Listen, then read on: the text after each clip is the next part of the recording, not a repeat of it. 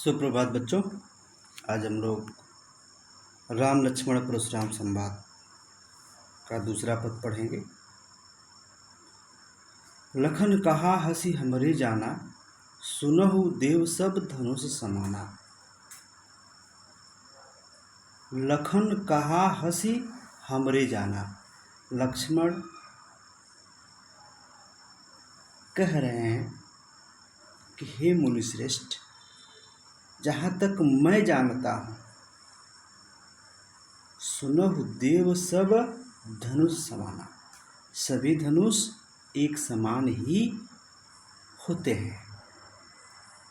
का क्षति लाभ जून धन तोरे।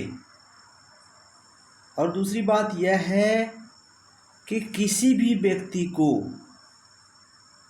इस जीर्ण शीर्ण धनुष के टूट जाने से क्या लाभ हो सकता है या क्या हानि हो सकती है, क्योंकि यह धनुष तो पहले से ही अत्यंत जीर्ण शीर्ण अवस्था में था।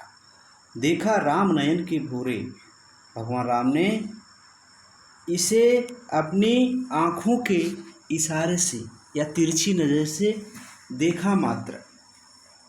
छुअत टूट रघुपत ही न दोषों। और पुरुषोत्तम भगवान श्री राम के स्पर्श मात्र से ही यह धनुष क्या होती है, टूट जाती है।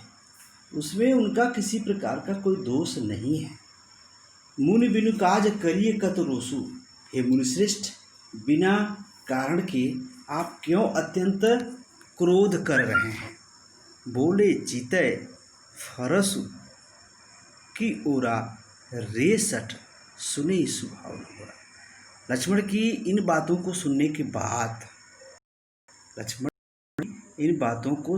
के बाद परशुराम अपने हाथ में लिए हुए शस्त्र को, जो फरसा है, उसे संभाल लेते हैं। बोले चितय फरसु की ओरा, संभाल लेते हैं और उसकी तरफ इशारा करते हुए कहते हैं, रे सठ, रे दुष्ट बालक, सुने स्वभाव न मोरा।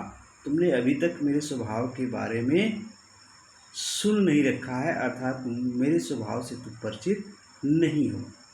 बालक बोल बधौ नहीं तोए। बालक समझ करके मैं तुम्हें अभी तक छोड़ रहा हूँ, नहीं तो कब का मैं तुम्हें मार चुका होता। बालक बोल बधौ नहीं तोई, बालक समझकर मैंने तुम्हें क्या किया, अभी तक बचाया। केवल मुनि जड़ जानहि मोहि, तुम मुझे केवल मुनि मात्र समझने की भूल कर रहे हो।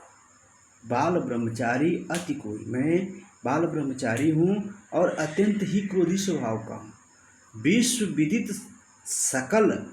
विदित क्षत्रिय कुलद्रोही। और यह संपूर्ण संसार जानता है कि मैं क्षत्रियों का क्या हूँ, दुश्मन हूँ, उनका संघर्ष करने वाला। भुजबल भूमि भूप बिनु किन्नी, मैं अपनी भुजाओं के बल से इस भूमि को भूप अर्थात राजा विहीन कर डाला। विपुल बार मैं देवंदिनी, और यह कार्य एक बार नहीं किया, विपुल बार, अनेक बार इन कर्मों को किया और उनकी जमीन को ब्राह्मणों में क्या किया, मैंने दान कर दिया। विपुल बार मैं देवंदिनी। सहस बाहु भुज छेदनिहारा, सहस्त्र बाहु के भुजाओं को काटने वाला इस फरसे को फरस बिलियो को महित कुमारा, इसे हे महित कुमार, हे राजा के पुत्र, इसकी तीव्रता को आप क्या करो, देखो।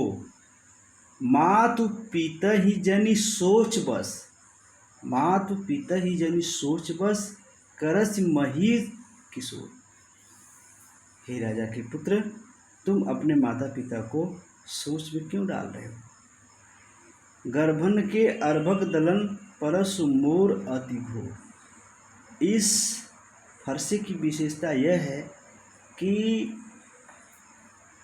इसके प्रभाव से गर्भस्थ शिशु की भी मृत्यु हो जाती है।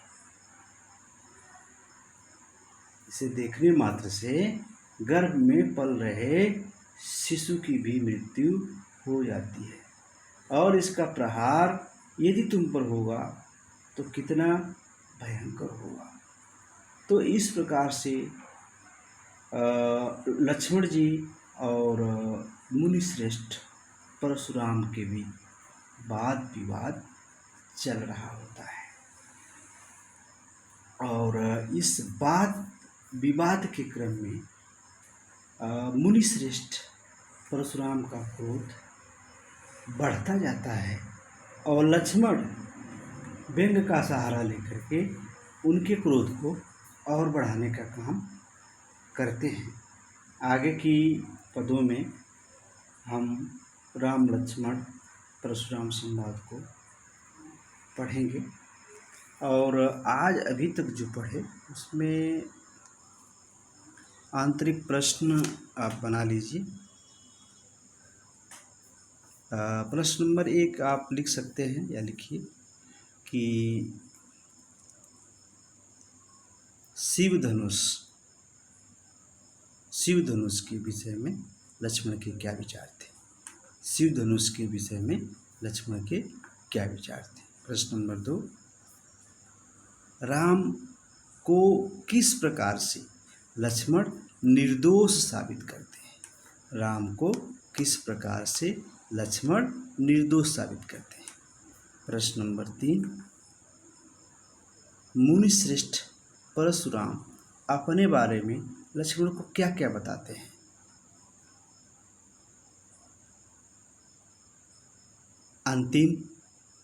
अगला प्रश्न, अंतिम दोनों पंक्तियों का आशय स्पष्ट कीजिए।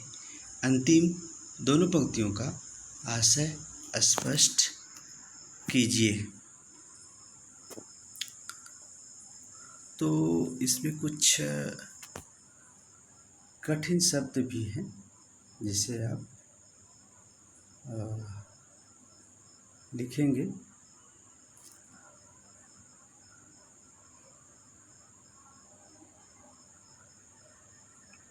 यह आपके लिए गृह कार्य रहेगा। उन कठिन शब्दों को आप खुद से खोजेंगे, लिखेंगे, नहीं आएगा तो पूछेंगे। और अगले क्लास में इस पद को फिर से रिवाइज करते हुए हम लोग आगे बढ़ेंगे।